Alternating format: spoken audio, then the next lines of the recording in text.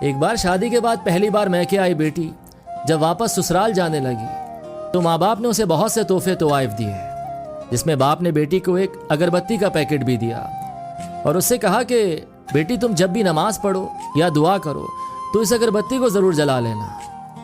जैसे ही वो ससुराल पहुंची तो सास ने बहू के घर से आए तोहफों को हसद भरी निगाह से देखा और जब उसकी नज़र अगरबत्ती के पैकेट पर पड़ी तो मन ही मन में हंसने लगी कि भला कौन सा बाप अपनी बेटी को तोहफे में अगरबत्ती का पैकेट देता है। सुबह जब बेटी नमाज के लिए उठी तो उसने बाप के दिए हुए अगरबत्ती के पैकेट को खोला तो उसमें से एक चिट्ठी भी निकली जिसमें लिखा था कि बिटिया, ये अगरबत्ती खुद तो जलती है लेकिन अपनी महक से पूरे घर को महका देती है। हो सकता है तुम कभी अपने शौहर से रूठ जाओ या किसी बात पर सास ससुर से नाराज हो जाओ, देवर या ननन की कोई बात तुम्हें बुरी लग जाए तो तुम मेरी दी हुई इस नसीहत को याद रखना। इस अगरबत्ती की तरह जलना। जैसे अगरबत्ती खुद जलकर अपनी महक से दूसरों को तरोताज़ा रखती है, उनको सुकून देती है, इसी तरह बेटी तुम भी सह जाना।